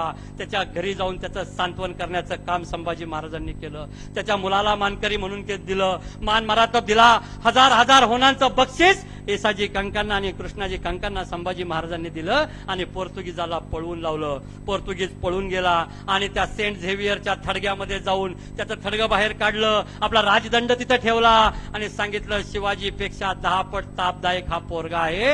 हा पोरगा हा अतिशय वाईट आहे. हे आकाशातल्या बापा, आता तूच आम्हाला याच्यापासून वाचवू शकतो. अशी करुणा भाकली या व्हाईसरॉयने. आणि या व्हाईसरॉयने करुणा भाकली. त्याला तिथं त्याची जागा दाखवण्याचं काम संभाजी महाराजांनी केलं. संभाजी महाराजांच्या राष्ट्रीय राजकारणामध्ये काय घडलं होतं याचा आणखी 2 उदाहरणं सांगणार आहे. ती 2 उदाहरणं म्हणजे सगळ्यात पहिलं, त्रिचनापल्ली म्हैसूरचा जो राजा होता चिक्कदेवराय. या म्हैसूरच्या चिक्कदेवरायाने दक्षिणेतील पातशाही दक्षिणेच्या हाती असावी हे शिवाजी महाराजांनी उच्चारलेल्या वाक्याची आठवण संभाजी महाराज त्याला करून देत होते. गोवळकोंड्याचा कुतुबशहा देखील संभाजी महाराजांना मदतीला तयार झाला होता. आदिलशहा देखील औरंगजेबाच्या विरोधामध्ये संभाजी महाराजांना मदत करायला तयार झाला होता. परंतु हा म्हैसूरचा जो चिक्कदेवराय होता, हा म्हैसूरचा चिक्कदेवराय संभाजी महाराजांना मदत करेना. त्याने संभाजी महाराजांविरुद्ध युद्ध पुकारलं आणि एक वेळ असं आलं की संभाजी महाराजांच्या फौजेचा पराभव या चिक्कदेवरायाने केला. संभाजी महाराजांच्या सैन्याचा पराभव झाला हे ऐकून संभाजी महाराजांना वाईट वाटलं. खासे संभाजी महाराज दक्षिणेमध्ये उतरले. त्रिचनापल्लीच्या किल्ल्यामध्ये तो लपून बसलेला होता आणि तिकडून जहराचे बाण येत होते. विष लावलेलं बाण त्रिचनापल्लीच्या त्या कोटातून यायचे आणि आमच्या मराठ्यांच्या छातीचा वेध घ्यायचे आणि आमचे मराठे हे त्या जखमेने मरत नव्हते, त्या बाणांना लावलेल्या विषाने मरत होते. काय युक्ती केली संभाजी महाराजांनी? संभाजी महाराजांनी आजच्या भाषेत सांगायचं तर बुलेट प्रूफ जॅकेटची निर्मिती केली. तिथल्या सगळ्या चर्मकार बांधवांना बोलवलं, कातडं कमावलेलं बोलवलं, तिथल्या सगळ्या सैनिकांना ती कातडी झबली केली, त्याच्यावरती एक विशिष्ट प्रकारचं तेल लावलं आणि तिकडून आलेला बाण हा त्या कातड्यांवर लागायचा, तो धडकायचा आणि तो बाण खाली व्हायचा आणि चिक्कदेवरायाला पराभूत करण्याचं काम आणि पहिलं बुलेट प्रूफ जॅकेट तयार करण्याचं काम संभाजी महाराजांनी केलेलं होतं. हे संभाजी महाराजांचं अलौकिकत्व होतं. दक्षिणपर्यंत जणू पुन्हा चंदीजिंजीपर्यंत, तंजावरपर्यंत आपली दक्षिणेतील स्वराज्याची सीमा संभाजी महाराजांनी वाढवली होती. संभाजी महाराजांनी उत्तरेबाबत काय विचार केला होता? ज्यावेळी खासा औरंगजेब दक्षिणेमध्ये उतरला त्यावेळी संभाजी महाराजांनी 2 पत्र लिहिलेली आहेत. त्यातलं पहिलं पत्र लिहिलेलं आहे दुर्गादास राठोडाला आणि दुसरं पत्र लिहिलंय रामसिंगाला. दुर्गादास राठोडाला त्यांनी पत्र लिहिलंय की मी तुझ्या अकबराला मदत करतो, अकबराला आपण गादीवरती बसू. आणि दुसरं जे पत्र लिहिलंय ना रामसिंगाला, ते पत्र आपण सर्वांनी लक्षात ठेवण्याची गरज आहे. आम्ही छत्रपती संभाजी महाराजांना धर्मवीर का म्हणतो त्याचं उत्तर या पत्रामध्ये आहे. संभाजी महाराज रामसिंगाला लिहितात की सांप्रत त्या यवना धमास असे वाटू लागले आहे की आम्ही हिंदू तत्वशून्य झालो आहोत, परंतु श्रुती स्मृती आणि वेदांनी सांगितलेला धर्म याचं पालन आम्ही करणार आहोत. प्रजापालनाचा आमचा धर्म आम्ही कदापि सोडू शकत नाही. आजपर्यंत आमची धर्म कर्तव्य पार पाडण्यामध्ये ज्या यवनाधमाने आडकाठी केली आहे त्याच्या अनेक सरदारांना मी यमसदनाला पाठवलं आहे, अनेकांना पराभूत केलं आहे, अनेकांना लाच देऊन आणि खंडणी देऊन मी या ठिकाणी जेरीस आणलेलं आहे. जर तुम्ही मला मदत कराल तर साक्षात यवनाधमास आपण कैद करून कारागृहात टाकण्याची वेळ आली आहे, असं संभाजी महाराज रामसिंगाला पत्र लिहितात. परंतु स्वातंत्र्याची स्वप्न कुणालाही पडत नाहीत. रामसिंगाच्या मनामध्ये त्यावेळी स्वातंत्र्याची उर्मीच नव्हती. रामसिंगांनी कुठलाही प्रतिसाद संभाजी महाराजांना दिला नाही. साक्षात औरंगजेबाला कैद करण्याचा मनसुबा ठेवणारे छत्रपती संभाजी महाराज होते आणि या छत्रपती संभाजी महाराजांचा जर तो मनसुबा जर यशस्वी झाला असता तर आज दिल्लीचा इतिहास वेगळा असता. काय दिल्लीचा इतिहास वेगळा असता? आज संभाजी महाराजांचं अलौकिकत्व काय आहे? संभाजी महाराजांचा राष्ट्रोद्धार काय आहे? संभाजी महाराजांचं राष्ट्रोद्धाराचे प्रयत्न काय आहेत? हे सांगताना मला आज आपल्या ठिकाणी सांगावं वाटतं. दिल्ली चंदीपर्यंत संभाजी महाराजांनी धडक मारली आणि साक्षात दिल्लीपतीला कैद करण्याची धमक संभाजी महाराजांमध्ये होती. म्हणजे या दिल्लीपासून ते चंदीपर्यंत अवघा हिंदुस्थान हा या हिंदुस्थानी किंवा ऐत्यदेशीय सल्तनतीकडे असावा, भगवा झेंडा फडकावा, आबासाहेबांचे संकल्पित तेच आम्हास करणे अगत्य, ह्या एका वाक्याचा जीवन ध्येय ठेवून चालणारे संभाजी महाराज संपूर्ण देशाला खरंच प्रेरणादायी आहेत. त्याचं कारण असं, संभाजी महाराजांच्या या कारकिर्दीमध्ये नवे असं म्हणूयात की मराठ्यांच्या कारकिर्दीमध्ये आपण पाहतो की संभाजी महाराजांचा 11 मार्च 1689 रोजी वडूतुळापूरच्या संगमावरती बलिदान झालं. त्याच्यानंतर 11 वर्ष राजाराम महाराजांनी, त्याच्यानंतर 7 वर्ष ताराराणी महासाहेबांनी ही सगळी स्वातंत्र्याची ध्वजा ही पेटती, स्वातंत्र्याची मशाल पेटती ठेवली. औरंगजेबाशी झगडा घेतला, औरंगजेबाशी युद्ध केलं. एकूण कालावधी जेवढं शिवाजी महाराजांना आयुष्य लाभलं 50 वर्षाचं, तेवढं बादशाह म्हणून कारकीर्द लाभली औरंगजेबाला. 50 वर्ष औरंगजेब बादशाह गादीवरती होता. त्यातला 23 वर्ष तो दिल्लीमध्ये होता. त्या 23 वर्षामध्ये शेकडो मंदिरांची नासधूस, शेकडो मूर्त्या फोडून मशिदींच्या पायाखाली औरंगजेबाने घातल्या होत्या, शेकडो हिंदूंच्या कत्तली केल्या होत्या, शेकडो हिंदूंच्या कत्तली करून त्याचे मिनार रचलेले होते. अवघ्या 23 वर्षामध्ये औरंगजेबाने उत्तरेमधील हिंदूंवरती अनन्वित अत्याचार केले होते. संभाजी महाराजांच्या रूपामध्ये उत्तर हिंदुस्थानावरती हे उपकार आहेत की त्या औरंगजेबाला 27 वर्ष या महाराष्ट्रामध्ये अडकून ठेवण्याचं काम आमच्या मराठ्यांनी केलं. म्हणून उत्तरेमधले हिंदू आज जिवंत आहेत. उत्तरेमधले हिंदू आज जिवंत आहे, उत्तरेमधली हिंदू संस्कृती जी आज जिवंत आहे, त्याला कारणीभूत आमचे मराठे आहेत. कारण 27 वर्ष या औरंगजेबाला या मातीमध्ये आम्ही जखडून ठेवलेलं होतं. नुसतं जखडून ठेवलं नाही, या औरंगजेबाला या महाराष्ट्रामधील एकही किल्ला, एकही मातीची मूठ सुद्धा आम्ही त्याला जिंकू दिली नाही. दक्षिण्यांची पातशाही दक्षिणीयांकडे राहणे हे आबासाहेबांनी सांगितलेलं जे सूत्र होतं, त्या सूत्राचं पालन संभाजी महाराजांनी केलं. संभाजी महाराजांना आमच्या देशामध्ये राष्ट्रपुरुष म्हणून स्थान नाही, हे आमचं दुर्दैव आहे. शिवाजी महाराजांचं अलौकिकत्व नाकारण्याचा प्रयत्न संबंधच नाही. शिवाजी महाराजांचं अलौकिकत्व होतच, परंतु संभाजी महाराजांनी देखील या देशावरती प्रचंड उपकार करून ठेवलेले आहेत. संभाजी महाराजांनी देखील इथल्या समस्त हिंदूंच्या आया बहिणींच्या कपाळावरील कुंकू, अंगणापुढील तुळस आणि मंदिरावरचे कळस शाबूत ठेवण्याचं काम केलेलं आहे.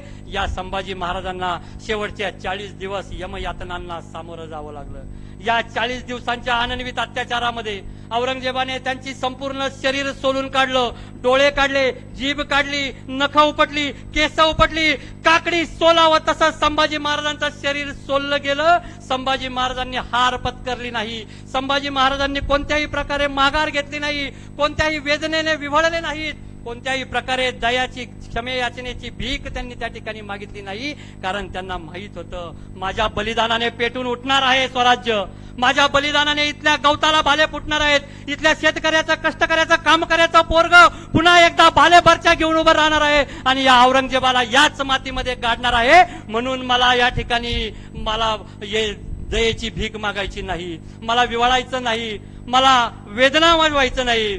कारण माझ्या आबासाहेबांनी पाहिलेलं स्वराज्याचं स्वप्न, समस्त लोक कल्याणकारी रयतेचं कल्याणाचं स्वप्न, हे पूर्ण करण्याची जबाबदारी मी जरी आता पूर्ण करू शकलो नाही तरी माझ्या प्रेरणेनं या स्वराज्यामध्ये असणाऱ्या गोरगरीब लेकरांच्या, कष्टकऱ्याच्या, शेतकऱ्याच्या, 18 पगड जाती 12 बलुतेदार सगळ्या वारकरी, टाळकरी आणि माळकरी आणि गावकऱ्यांच्या माध्यमातून हे पुन्हा होणार आहे. आणि तसंच झालं. 11 मार्च 1689 मृत्युंजय अमावस्येच्या दिवशी संभाजी महाराजांचं बलिदान झालं. संभाजी महाराजांचं शिर एका भाल्यावरती ठेवण्यात आलं. संभाजी महाराजांच्या त्या शिराची धिंड त्या ठिकाणी काढण्यात आली. दुसऱ्या दिवशी त्यांना असं वाटलं, अरे तुम्ही वर्षाचा नवीन दिवस साजरा करता, नवीन वर्षाचा पहिला दिवस साजरा करता, बघा तुमच्या राजासोबत मी काय केलंय. जर पुन्हा कुणाला स्वराज्याचं, स्वातंत्र्याचं स्वप्न पडलं तर मी पुन्हा तुमची अशीच गत करेल. त्याला वाटलं, अरे हे मराठेत हे घाबरतील. झालं उलटच. त्याच्या छावणीचे कळस कापून नेण्याचं काम संताजी घोरपडे, धनाजी जाधवांनी केलं, आमच्या याच मातीतल्या दाभाडेंनी केलं. आणि या सगळ्या पुन्हा एकदा स्वातंत्र्य संग्रामाला ऊर्जा देण्याचं काम संभाजी महाराजांच्या बलिदानाने झालं. या संभाजी महाराजांना या देशाचा सर्वोच्च राष्ट्रपुरुष म्हणणं हे आमच्यासाठी अभिमानाचं आहे. संभाजी महाराजांचा इतिहास लोकांपर्यंत पोहोचवणं हा आपला इतिहास आहे. आम्ही इथे या ठिकाणी आलो, व्याख्यान ऐकलं, घरी जाणार आणि पुन्हा एकदा आम्ही सगळेजण आपापल्या संसाराच्या राहाड गाडग्यामध्ये विसरून जाणार. आजच्या या व्याख्यानमालेच्या निमित्तानं मी थोडा स्वार्थी माणूस आहे. मी एक आवाहन आपल्या सगळ्यांना करणार आहे. आपण काय काम करायचं आहे, आपल्या सगळ्या पुढच्या पिढीला संभाजी महाराजांचा इतिहास कळू द्या. ज्या पुणे जिल्ह्यात आपण राहतो त्याच पुणे जिल्ह्यामधल्या पुरंदर किल्ल्यावरती संभाजी महाराजांचा जन्म झालाय. 14 मे रोजी त्या ठिकाणी संभाजी महाराजांची जयंती साजरी होते. ज्येष्ठ शुद्ध द्वादशीला आम्ही त्या ठिकाणी जयंती साजरी करतो. माझं वडगावकरांना या ठिकाणी आवाहन आहे की कधीतरी या आणि त्या पुरंदरच्या त्या संभाजी महाराजांच्या जन्मस्थळाला भेट द्या. ज्या वडूतोळापूरच्या भीमा इंद्रायणीच्या संगमाने संभाजी महाराजांची क्रूर हत्या होताना पाहिली, जसजसा ती भीमा इंद्रायणी रडली, त्या वडूतोळापूरला मृत्युंजय अमावस्येला संपूर्ण मावळ तालुका, पिंपरी चिंचवड शहर या पंचक्रोशीतील अनेक तरुणांच्या माध्यमातून आम्ही त्या वडूतोळापूरला जात असतो. संभाजी महाराजांच्या चरणी नतमस्तक होत असतो. संभाजी महाराजांनी त्यांनी आमच्यावरती करून ठेवलेल्या उपकाराबद्दल कृतज्ञता व्यक्त करत असतो. माझं आपल्या सर्वांना आवाहन आहे, गुढीपाडव्याच्या आदल्या दिवशी आपण सगळ्यांनी वडूतोळापूरच्या त्या पवित्र संगमावरती जाऊन संभाजी महाराजांचं दर्शन घ्यावं. आम्ही दरवर्षी आषाढी कार्तिकीला आळंदी पंढरपूरची वारी करतो. माझी आपल्या सर्वांना एकच आवाहन आहे, एकच विनंती आजच्या या दिवशी आहे. जशी 12 ज्योतिर्लिंग, जसा पंढरपूरचा विठोबा, जसे देहूचे तुकोबाराय, जसे आळंदीचे माऊली ज्ञानोबा राय तशी तुमच्या आणि आमच्यासाठी पुढचं तीर्थक्षेत्र आहे. एक तर पुरंदर आणि दुसरं आहे ते म्हणजे वडूतुळापूर. आपल्या सगळ्या लेकरा बाळांना एकदा तरी वर्षातनं त्या वारीला घेऊन जात जा. तिथं संभाजी महाराजांच्या त्या समाधीवरती नतमस्तक व्हायला शिका आणि संभाजी महाराजांच्या चरित्रातून प्रचंड धर्माभिमान, प्रखर राष्ट्रवाद, बाणेदारपणा, शौर्य, पराक्रम, निर्व्यसनीपणा हे सगळे गुण आत्मसात करा आणि आपल्या पुढच्या पिढीला ते सामोरे त्या पुढच्या पिढीला हस्तांतरित करा. हीच खरी संभाजी महाराजांना खऱ्या अर्थाने अभिवादन असेल. आपण सगळ्यांनी या ठिकाणी मला बोलवलं. संभाजी महाराजांचा हा विषय आपण सगळ्यांनी ऐकून घेतलात. जे काही चांगलं वाटलं असेल ते संभाजी महाराजांचं अलौकिकत्व, जे काही चूक वाटलं असेल तो माझ्या अभ्यासाचा आणि वाणीचा दोष म्हणून मला पदरात घ्या. आणि आपल्या सर्वांना पुन्हा एकदा मी या ठिकाणी आपले आभार व्यक्त करतो आणि मला बोलवल्याबद्दल धन्यवाद व्यक्त करतो. जय हिंद, जय महाराष्ट्र, जय शिवराय, जय शंभूराजे.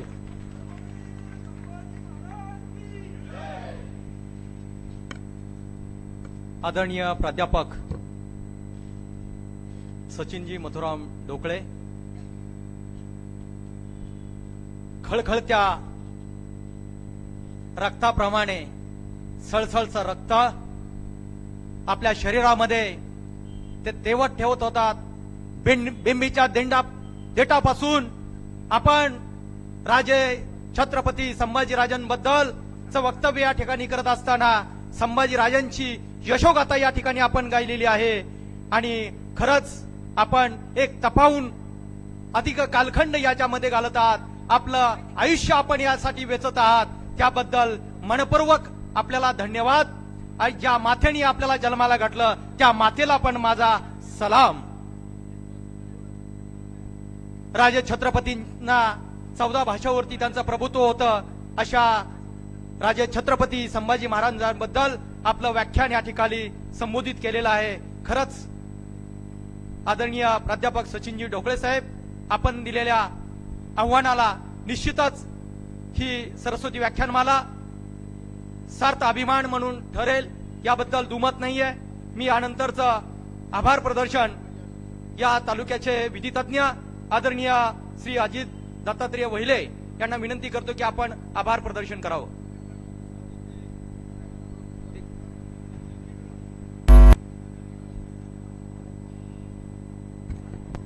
जय शिवराय. या ठिकाणी प्रथमतः लकी ड्रॉचं या ठिकाणी अनावृत आहे. मी आजचे प्रमुख वक्ते माननीय सचिनजी ढोबळे यांना विनंती करतो की आपण यातलं एक लकी कुपन काढावे. या ठिकाणी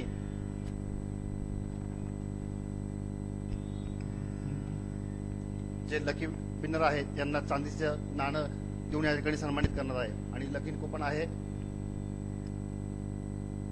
लकी कुपन नंबर 74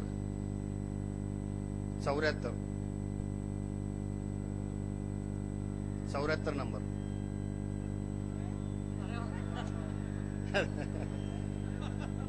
या ठिकाणी आमचे गरीब वितरपित माळसकर या ठिकाणी यांना सन्मानित करण्यात येत आहे. त्याचा त्यांनी स्वीकार करावा अशी त्यांना विनंती करतो.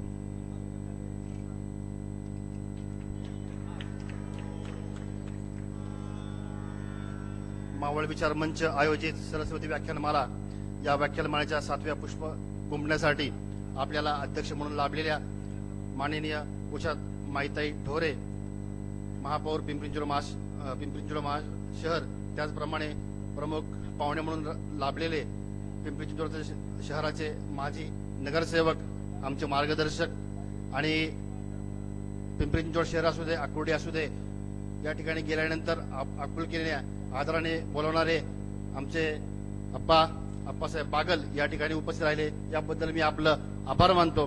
त्याचप्रमाणे या ठिकाणी जे आजचं जे लाईव्ह प्रक्षेपण झालेले आहे हे जवळजवळ सर 25,000 लोकांनी पाहिलेलं आहे.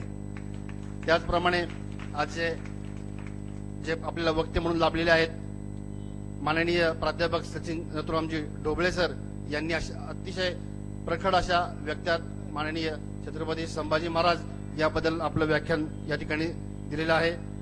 ज्याप्रमाणे पावसाच्या थेंबाने धरती सुगंधित होते आणि सुखावते, खऱ्या अर्थाने महाराष्ट्राची भूमी ही छत्रपती शिवाजी महाराज आणि छत्रपती संभाजी महाराज स्वराज्याचे दाखले धनी यांच्या अर्थाने कधी पावन झाली ह्यात म्हणणं काही वागवं ठरणार नाही.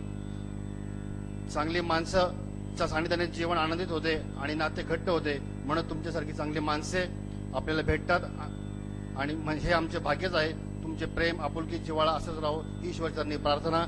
उद्या होणारा कार्यक्रम माननीय डॉक्टर मोहन आगाशे प्रसिद्ध चित्रपट अभिनेते यांचं या ठिकाणी उद्या व्याख्यान होणार आहे आणि कार्यक्रमाची सांगता प्रसाद होणार आहे.